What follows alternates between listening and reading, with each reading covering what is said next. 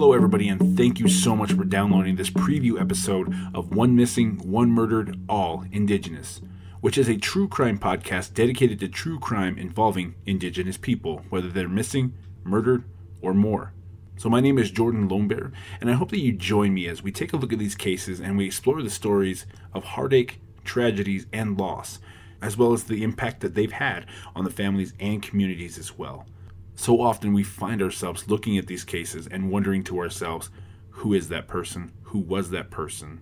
And ultimately, what happened to that person? So the big goal of these podcasts is to definitely explore those questions of who these people are, what happened, and where they are today, as well as talking to family and friends who were affected by this the most, and hopefully get a point of view of what it was like during this time. But we'll explore that on the very first episode. Right now, as we go forward, this preview episode is going to help really set the table as to what we're talking about today. And I want to share with you an interview that I had with a very good friend of mine by the name of Janet Franson. Now, Janet runs a website called Lost and Missing in Indian Country, and dedicates a lot of her time to exploring missing Indigenous people cases. But we'll get into a lot of that as we explore who she is and what she does. So without further ado, everybody, let's get right into that episode right now. So we're joined today by Janet Franson, who is the creator of Lost and Missing in Indian Country. She's an honorably retired homicide investigator from Florida. And I'm honored to have Janet here today to talk a little bit about her point of view of the missing, murdered Indigenous movement, and kind of just get a little bit of a backstory for you guys to listen to today. So how are you doing today, Janet?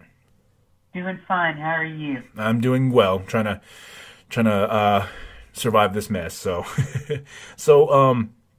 you actually started the Lost and Missing in Indian Country website. Did you? We were just talking off air about. What did you say? 5 years? Yeah. I started a website and a Facebook site, and probably most of what we do is on the Facebook site, because it seems like people like Facebook. But we do have a website with the same name, and we put different information there. We do newsletters and things like that. So they kind of do two different things. So let's kind of start from the beginning, just kind of give a little bit of a backstory. Like I said, like I mentioned, you are a retired homicide investigator. So definitely, I'm definitely interested as to how a homicide investigator from Florida, from your point of view, how did that look from all these missing, murdered Indigenous cases? How did you get involved in that? I began with my police department back in 1979. So I've been doing in-depth investigations, missing people, homicides, cold cases, things like that for about 40 years now. But I started back in 1979. And then, sadly as now, missing person cases aren't usually looked at as very high up on the rung of the ladder, which is sad because there are so many of these missing person cases that we have found out aren't actually missing person cases. They're no-body homicides. So that means there's a lot of people that have been getting away with murder for a long time, and that doesn't sit too well with me. Oh, wow. So, how many cases have you investigated involving Indigenous people? Well, you got to realize that some of the cases we start on and they are found either alive or deceased right away. So a lot of times they don't get picked up as far as the count, but I would guess conservatively in 5 years about 100 cases a year. Oh, wow. That definitely is a lot. So like we were talking off air, a lot of people, just until recently, within the last two to 3 years, this missing, murdered Indigenous women movement has definitely created a lot of awareness and really shined a huge light on, just kind of I can't think of the word to think of that would really best describe how these cases have just kind of fallen through the cracks. I mean, you and I have talked off air about, some of the things that have led to this. I mean, can you kind of give your perspective as to how these cases have really, like I said, fallen between the cracks? Like, a lot of people want to know, like, how did we miss this? I didn't really realize myself until I was living up in Montana, and I had gone to work on a grant, and so I started getting calls and emails from people, and the first Indigenous case that I probably worked, at least as far as I can remember, was back in May of 2012.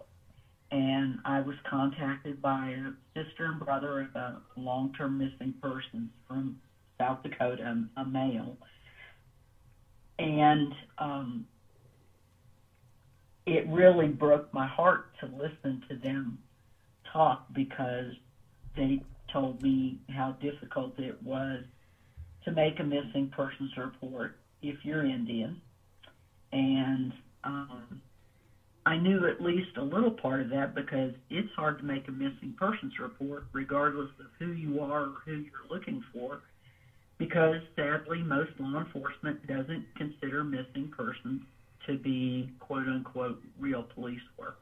Wow. Now, if you are in law enforcement and you ever have any ideas of wanting to further your career in investigations, I can tell you that you cut your teeth on missing person cases, because usually it's easier to find somebody that's missing alive than it is dead.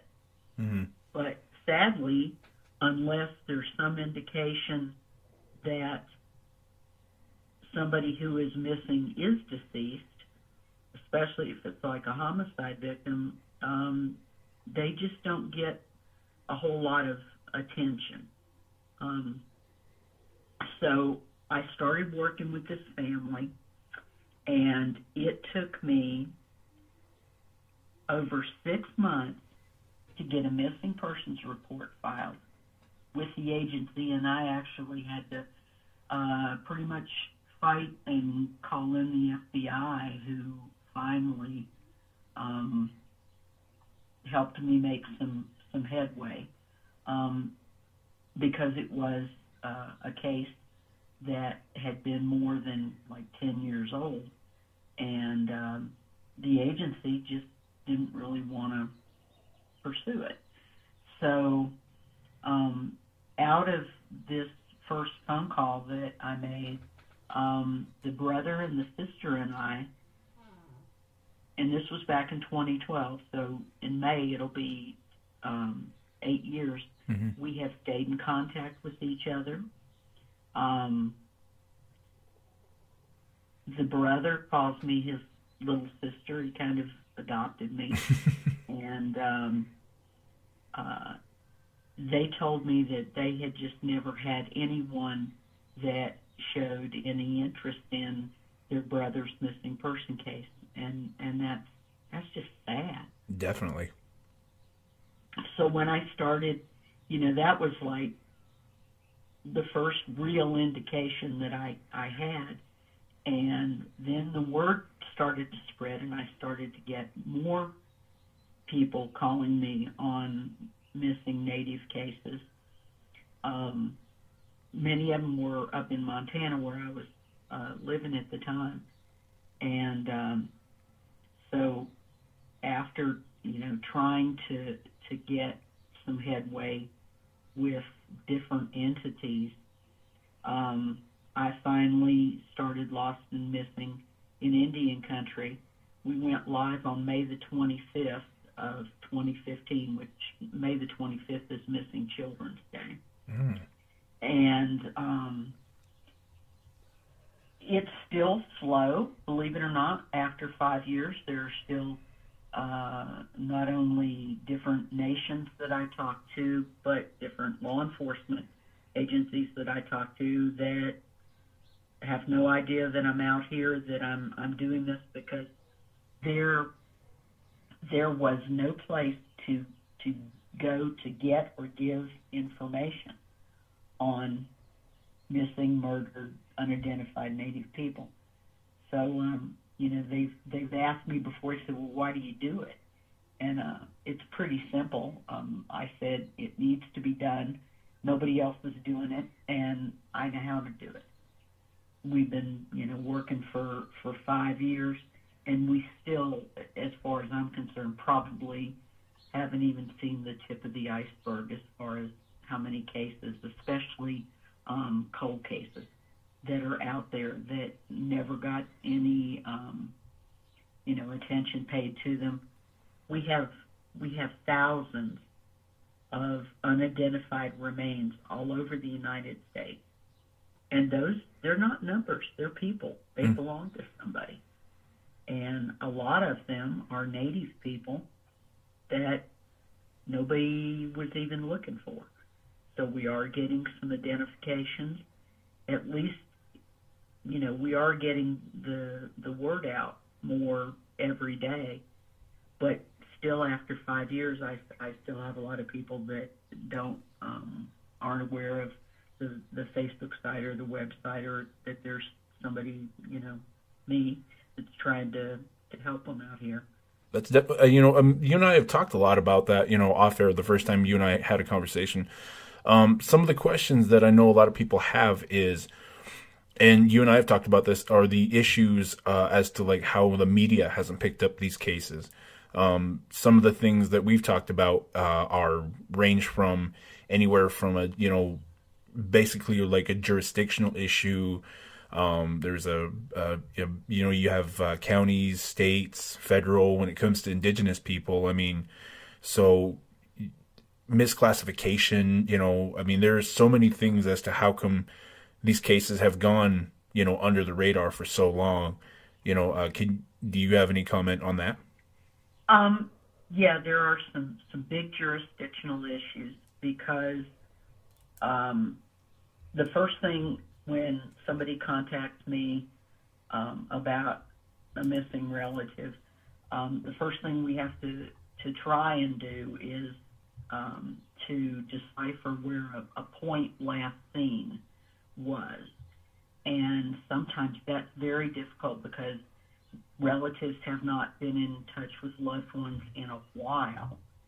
And not only do you have city, county, state, if you live in or around a city or a municipal area, but when you're talking about somebody going missing from the reservation, that's a whole nother country. Right. And it's treated differently as a whole nother country. But what happens is, it's what I call the hot potato. Did you ever play hot potato when you were a kid, with a ball or something? A bunch of kids, you throw it, you try to get rid of it as fast as possible. Right. Well, this is like a hot potato. And what usually happens is everybody tries to put you off on somebody else. It's not my jurisdiction, it's this jurisdiction. I had one case that I worked in Alaska that it was so bad I started keeping track of the different jurisdictions that I had contacted trying to report this person missing. I had 9 different jurisdictions, and they were all in the state of Alaska. And every one of them said, oh, that's not, our jurisdiction, that's so-and-so's jurisdiction. But we're not talking about anything any more complicated than to take a simple missing persons report. And I, for the life of me, don't know exactly why there is such reluctance to do that. I tell them, look, I can narrate it to you. I can type it down and send it to you. It doesn't have to be the great American novel. On or above such and such date and time, so-and-so went missing from the area of so-and-so. Mm-hmm. Put a number on it, give it to me, and they just don't want to do that. Then, since we have developed DNA, now it's so much easier to get unidentified remains identified. Not only through DNA, we still do a lot of identifications with dental records, if you can find them, and with fingerprints, believe it or not. But here again, if you're having trouble getting somebody to take a simple missing persons report, you're probably going to have trouble getting them to look to see if there are fingerprints. A law enforcement agency look to see if there are fingerprints. If it's been more than 5 years, you can forget about looking for dental records, because that's pretty much across the country. All that states are requiring dentist's office to keep their records. But on DNA, you've got family members that you could get DNA from. Most of the time, they're the ones that contact me in the first place. And, I've been doing this a long time, so I've got a lot of contacts all over the country. And if somebody goes missing in South Dakota and they've got a relative that we need to get DNA from Montana or Texas or Florida or wherever, chances are I can find somebody that will, help to do that. But you can't do any of that until you start and you get a missing persons report. It's interesting that you bring up the DNA aspect of this, because I've noticed in the past, just within the past few years, that DNA websites like the 23andMe, Ancestry.com, and those kind of websites that are where you submit your DNA to third-party websites have really helped kind of create a broader spectrum, if I'm using that right. Just sort of collecting this DNA, and a lot of places are kind of utilizing that, and we're solving a lot more, not just missing people, murder cases, and and linking a lot of stuff like that. So DNA sounds like, has it been a big help for you? It's been a great help. It's not a magic bullet. It's a tool like any other tool in the toolbox. But we started out with DNA, and they started taking DNA and putting it into CODIS, which is the National DNA Database. And so that's what really started the DNA, being, taken off. But it's expanded. In fact, just a couple of years ago, two incredible ladies, Margaret Press and Colleen Fitzpatrick, in California, started something with DNA using genealogy, like what you're talking about, which is something that had never been done before. And a lot of times, even if you put the family members of a missing person DNA into CODIS, you won't get a hit. And then there are a lot of old cases that unidentified remains have been buried or cremated, or, a lot of them just didn't get documented real good, and sadly those are lost forever. But on many of the cases that we had DNA in CODIS, we weren't getting hit. I've had the opportunity to work on several cold case teams, and I worked on a cold case team in Texas before I moved almost 500 miles, still in Texas. So I'm not close enough that I can go over there anymore. But I actually had 3 unidentified homicide victims. And the oldest one was 40 years old, and then I had 2 that were 30 years old. And the 40-year-old case the victim has been identified. The 30-year-old case, the female victim has been identified. And then the last one is a male who I believe has been misidentified as either being white or Hispanic, and I actually believe he is Native. Mm-hmm. And he is a homicide victim, and they're working on trying to do the DNA genealogy on him now. The problem with doing that for Native people is for so many years they were unable to practice their religion, speak their language, and so for many years, hundreds if not thousands of years, their histories were all oral.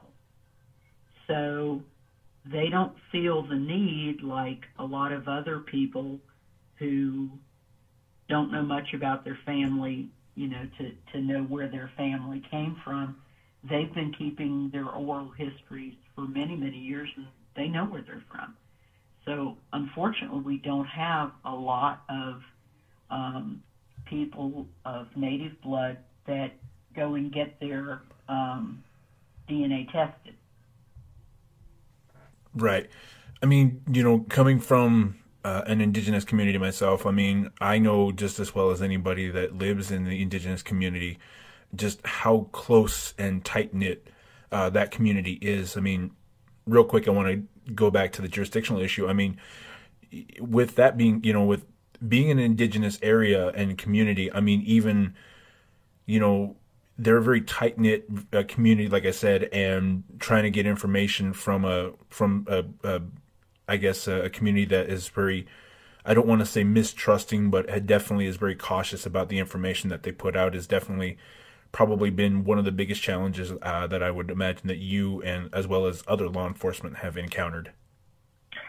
Absolutely. And it's like anything else that at least I'm aware of.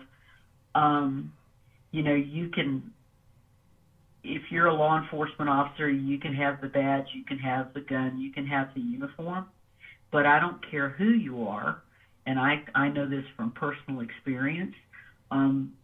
If you're going to get respect from people who don't know you, you got to earn it, and it takes a while. That doesn't happen overnight. I served 21 years with my police department in Florida, and it took me a long time to develop a reputation of, if I tell you something, you can count on it. Mm-hmm. And if you ever lie to somebody one time, then you're shot as far as your word or your reputation is concerned. So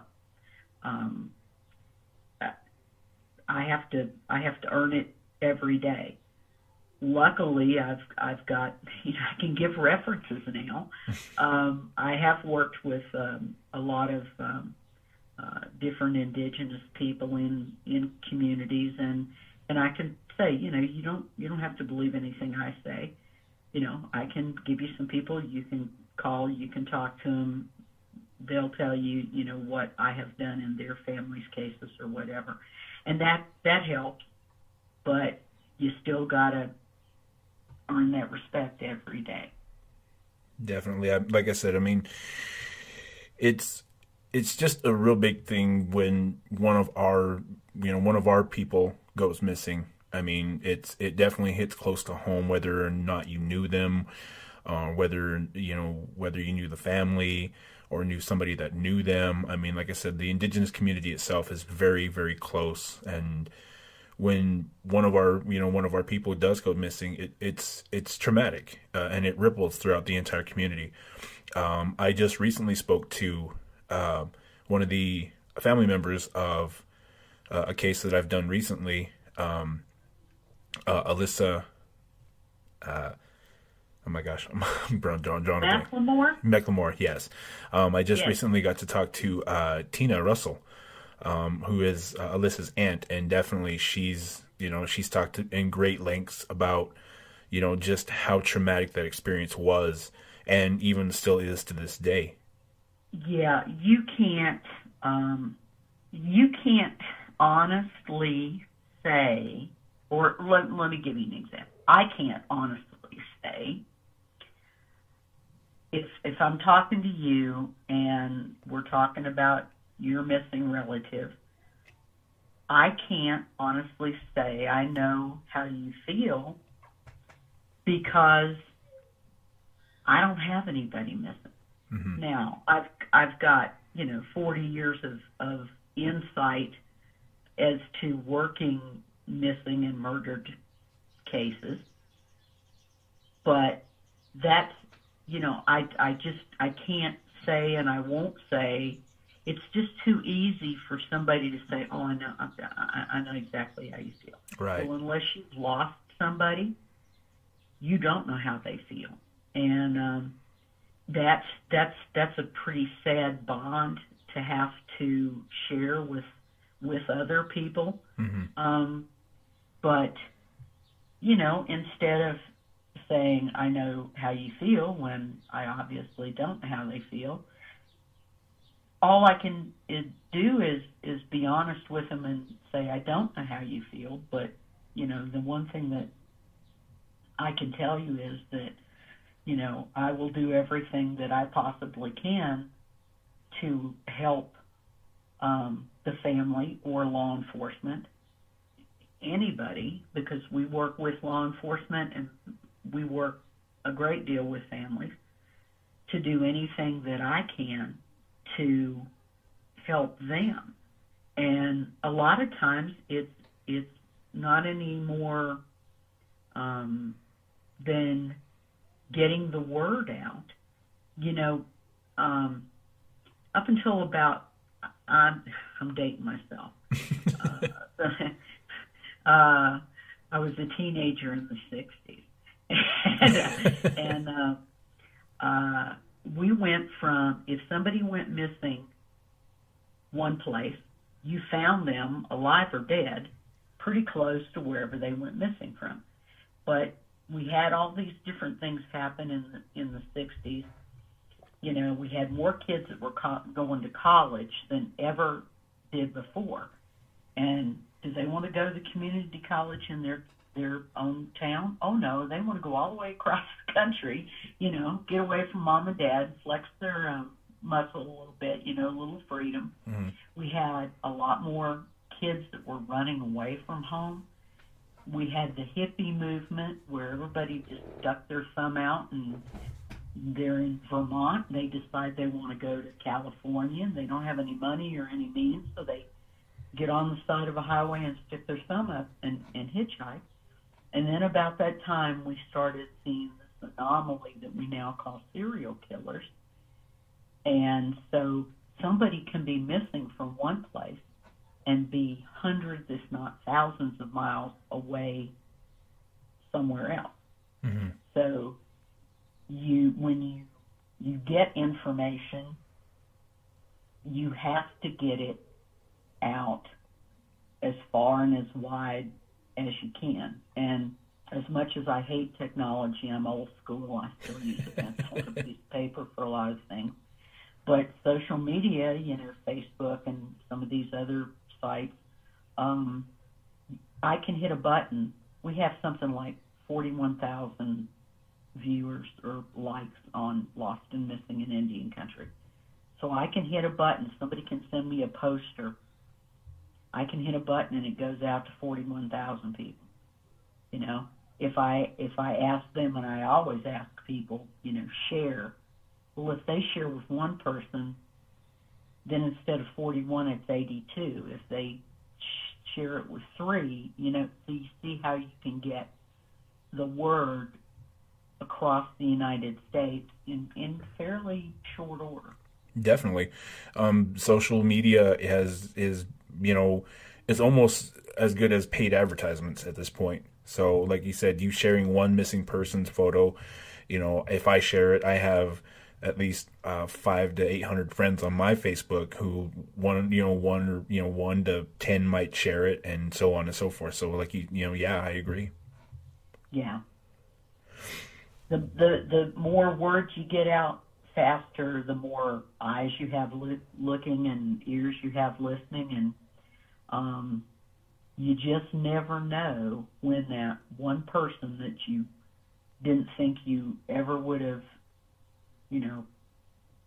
contacted or had any information, will contact us. And we get a fair amount of contact from people who may have some knowledge about a missing person or a homicide or even an unidentified body somewhere, that for whatever reason they don't want to talk to law enforcement.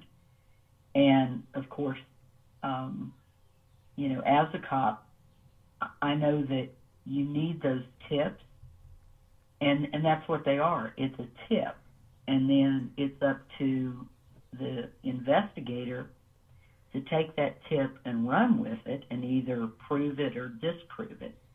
So a lot of times we have people contact us and say, I don't really want to talk to the cops, but this is something that I heard. And so we pass on all tips that we get on any cases to law enforcement and, give them whatever the particulars are, and then it's going to be up to them to take the ball and run with it. So it sounds to me like you guys are definitely moving with the technological advancements. One of the things that I did want to ask you is, have you had any interaction with the missing and murdered Indigenous women? Anybody from their representative? Oh yeah, across the country, different parts of the country, different chapters.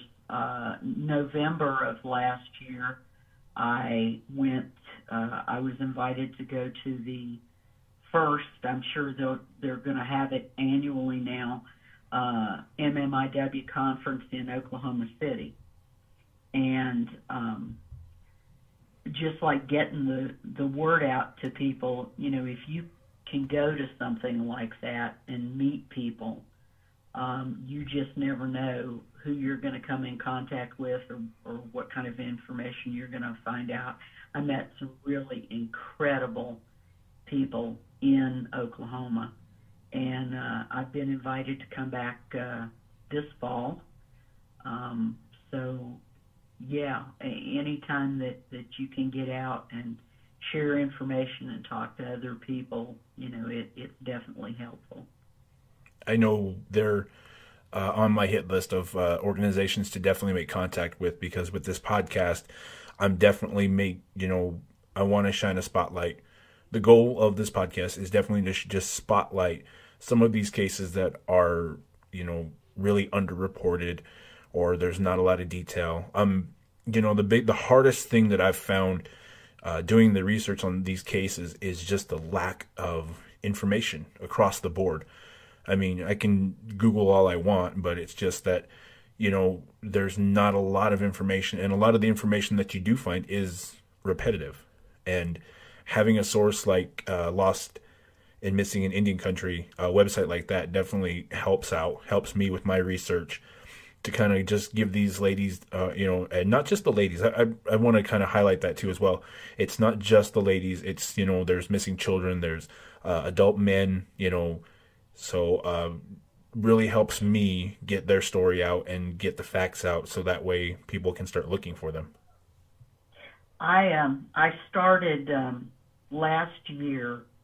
I started really concentrating on the long-term cases, the cold cases, because we are making strides in getting newer cases reported to law enforcement and getting them investigated or getting, DNA collected on the cases and stuff. So, and this is kind of, people are learning what to do now with their cases, and just because they go and somebody, they go to an agency and they go, oh, you have to wait 24, 48, 72 hours to report somebody missing. That's baloney.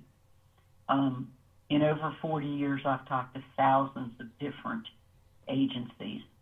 And you know what? I have yet to find one who has any written guidelines or SOP or anything about waiting a certain amount of time to report an adult missing. It doesn't happen. They're saying that to basically blow people off, figuring, okay, well, they'll go away, and in a day or two, the missing person will come back. And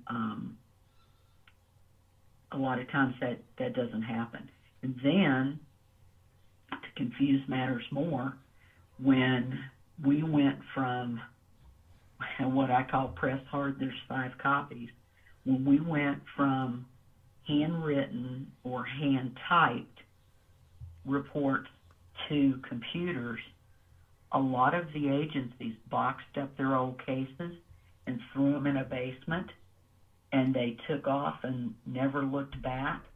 And so a lot of times now, the only way that you can find out about some of these older cases is old newspaper articles and things like that, because the different agencies won't have anything because they did not go back and capture these old cases. And that's really sad, because there are so many of these cold cases. So that's when, about a year ago, I started really concentrating on the cold cases to try and get them identified. Right, and that's not to say that the new cases aren't as important. I mean, every missing person case is definitely met with the most important. It's met with a lot of attention, just as much as like you said, a 20-year-old case versus a 2-week-old case. I mean, definitely these are, like you said, these are people's family members. This is someone's wife, daughter, husband, brother, son, niece, and stuff like that. So I mean, like you said, these aren't just numbers. These aren't just faces on a piece of paper. These are people. Yep. And sometimes it's kind of hard for entities to realize that. And one of the things that we do, because a lot of these cases, even if they did get reported for whatever reason, they didn't get photographs of people, or I've had different people tell me that, mom was the keeper of the photographs and she had a fire and her house burnt down and they have no photographs, Mm-hmm. And that's sad, because when you can get a photograph and you can put it up there, it gives a face it gives an identity to the person that you're looking for. So you and I have talked a lot about, all these cold cases and missing persons cases and stuff like that. I mean, a lot of this sounds very bleak and very, kind of, I don't want to use the word hopeless, but I mean, for lack of a better word. But you and I have talked about cases where they generally have been, these people have been found and somewhat of a happy ending. I mean, can you talk a little bit about that, those sort of cases? Sure. Chances are you're either going to find them alive or deceased. Mm-hmm. Even if you find them deceased, at least you can give them back to the families to where they can say their goodbyes. I tend to use the word resolution. I don't like closure.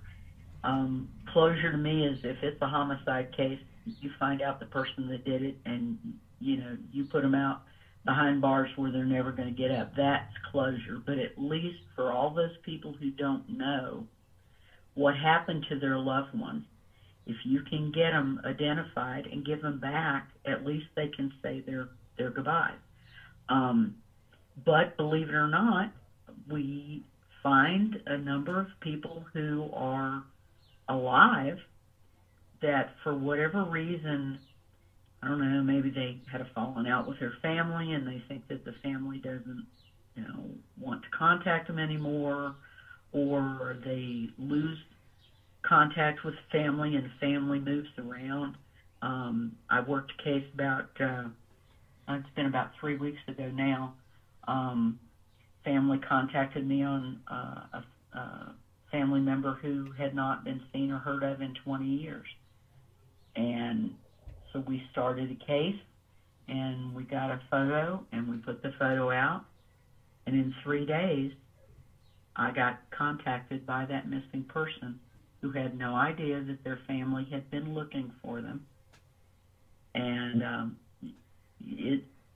I just can't tell you how wonderful it is when you get to find somebody and they're actually alive. That's really awesome. Yeah, but you just don't know, whether you're going to find somebody alive or not. But there are a number of people out there who have gone missing for various reasons, and they have been found, and that it doesn't happen that much, but it really, really makes my day when I can find somebody and hook them back up with their lost family. There's just nothing like that. Wow, that's incredible. So, kind of want to wrap it up a little bit here. What are some tips for those people, now that are experiencing lost family members, or do you have any sort of like advice or tips for those families that are dealing with a lost loved one, whether it's within the last, couple weeks, couple months, couple years, couple decades? I mean, what are some things that, that you would advise those families? The first thing is reach out to whatever law enforcement agency might be out there and make a missing persons report. If they don't want to pursue that, then you have to work a little harder. But that is one of the things that I can help with, is if somebody doesn't know, what to do or where to go, they can call me, and I can help them kind of navigate the system, because it's pretty mind-boggling to try and to navigate. Even with me, with my experience, still there's different things that'll come up that make it difficult. But we just try and help wherever we can. I always said that when I was retired and I had a lot of time and no money, which is exactly where I'm at now, I can do this. I can do it. Most of what I do with a telephone and a computer, and so I can do it from my house, and I can do it. I don't work a regular Monday through Friday 8 to 5 job. My phone rings all different kinds of times of the day and the night and weekends and holidays, and you never know when people are going to call, so you just kind of have to try and be available for them. So where can people find your website? Okay, it's www.lostandmissinginindiancountry.com, or we have the Facebook site also called Lost and Missing in Indian Country. And if people would like to reach out to you personally, how do they go about doing that? They can call me. My phone number is 325-423-2458, or you can reach out through the Facebook page or Messenger. I get a lot of people contact me through Messenger.